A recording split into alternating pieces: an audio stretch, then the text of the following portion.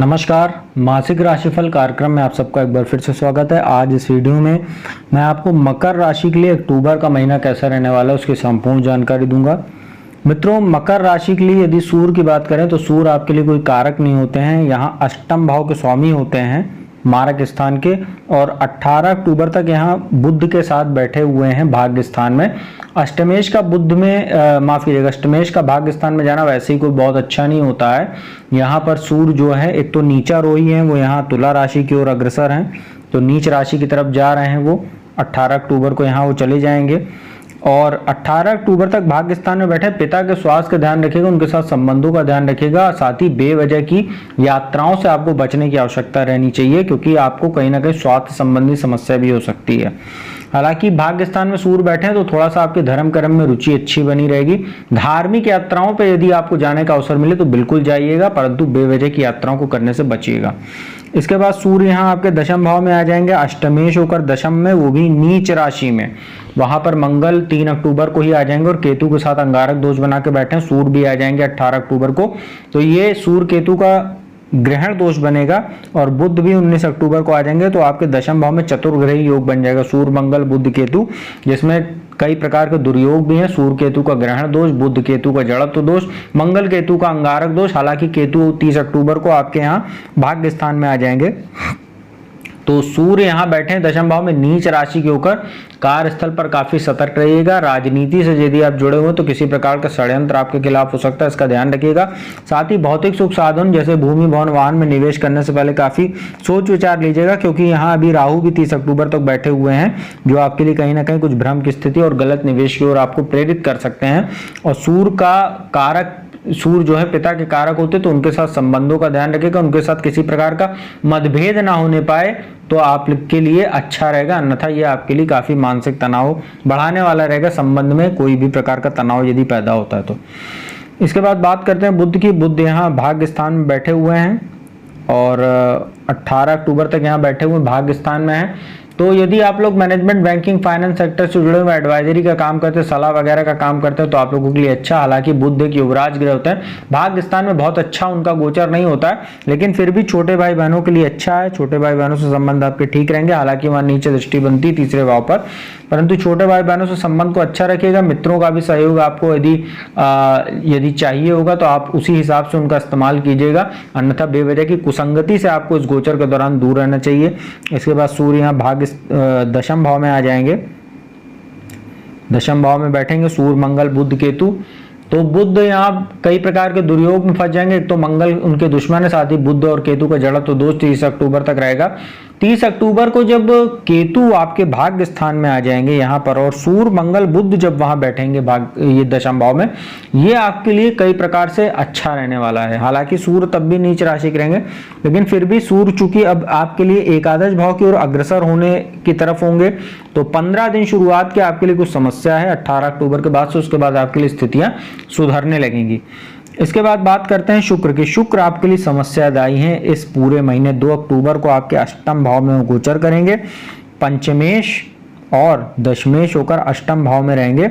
अष्टम भाव में शुक्र का गोचर हालांकि आपको अचानक धन लाभ जरूर कराता है, यदि आपने कोई शेयर बाजार वगैरह में निवेश करके रखा है, या जहां पर जुआ सट्टा लॉटरी ये सब चीजें लीगल हैं, उन माध्यम से आपको धन लाभ ये करा सकते हैं। कोई पैतृक संपत्ति का भी लाभ दिला सकते हैं। एकादश यहाँ जो 7वीं दृष्टि जो दूसरे भाव पर है, पैतृक संपत्ति घर पे, वहां शनि उनके मित्र भी बैठे हुए हैं, तो इन सब चीजों से आपको लाभ हो सकता है। ससुराल पक्ष से भी आपको कोई आर्थिक लाभ हो सकते हैं यदि आप विवाहित हैं। परंतु अष्टम में शुक्र आपको कई तरह की स्वास्थ्य संबंधी समस्याएं दे सकते हैं, चाहे वो मूत्र विकार हो, डायबिटीज जैसी समस्या हो, यौन रोग हो, गुप्तांगों में समस्या हो।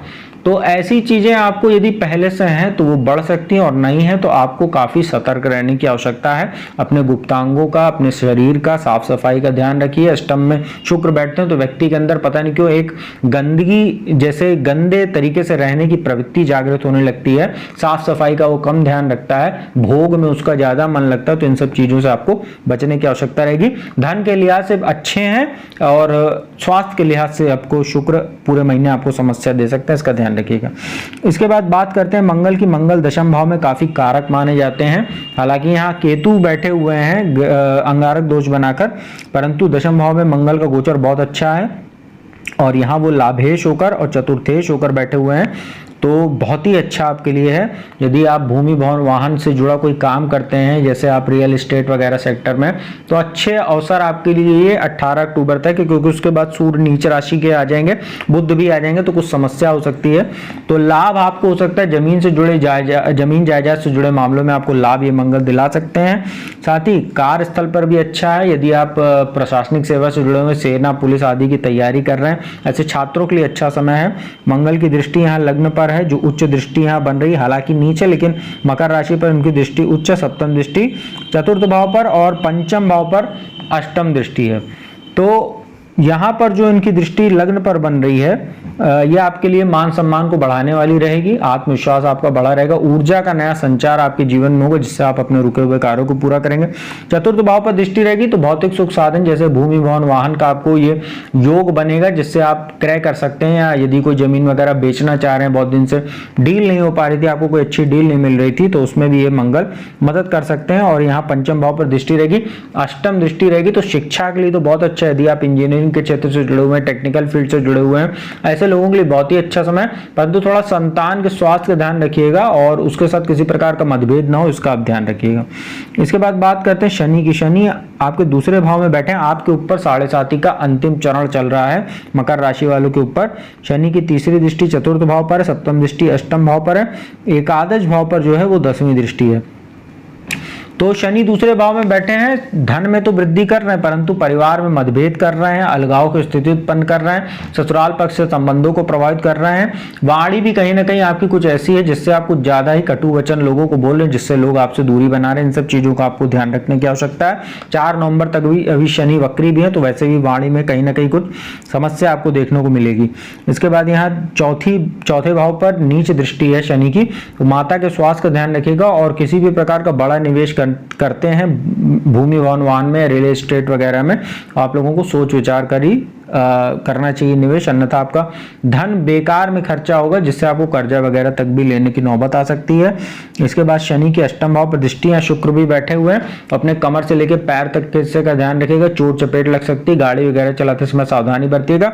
हालांकि शनि की जो अष्टम भाव पर दृष्टि होती है, जो लोग रिसर्च से जुड़े हुए हैं, चिकित्सा के क्षेत्र से जुड़े हुए हैं, लॉयर वगैरह हैं, बोलने संबंधित काम करते हैं, या यदि आप ऐसा कोई काम करते हैं जैसे गुप्त विद्या, तंत्र मंत्र, ज्योतिष, रहस्यमयी चीजों से जुड़ा हुआ अगर आपका मन है या आप उसमें रुचि है, ऐसी चीजों के लिए शोध कार्य, रिसर्च के शनि की दृष्टि बहुत ही शुभ है अष्टम भाव पर। और एकादश भाव पर दृष्टि है, तो धन के स्थान पर बैठकर, और लाभ भाव पर दृष्टि है, तो लाभ आपको होता रहेगा, संचित धन में वृद्धि भी होती रहेगी, आय आपकी होती रहेगी, खर्च भी उसी तरीके से आपका ये शनि बनाए रहेंगे, क्योंकि आपके ऊपर 7.5 का अंतिम चरण चल रहा है।